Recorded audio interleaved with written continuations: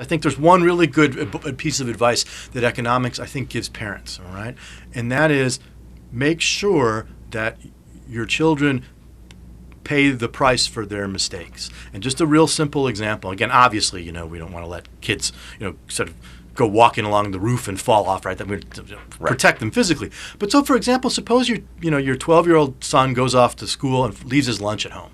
Right? It's tempting for mom and dad to want to jump in the car and drive to school and bring the lunch, right?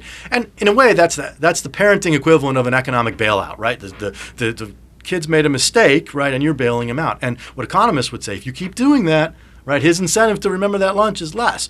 If you really want to prevent him from forgetting the lunch, one time, don't bring it, right? He's not going to, your child's not going to die or not going to, be harmed by missing lunch one day. But I'm pretty sure he's going to remember next time that if he knows you're not going to bring him that lunch, right, he's more likely to remember. So in the language of economics, right, good parenting often involves making sure that the cost of children's misbehavior is internalized to them rather than externalized on the parents. Why should parents have to pay the price of running in the car off to school with the lunch when it was the child's mistake? So oftentimes thinking in terms of how do I create a structure of incentives that make sure that when my kids make mistakes that they pay the price, and when they do things right, they get the benefit. I think it's important to do it on both sides. So thinking about economics and using economics in your parenting that way, a little simple idea, I think that can be very effective.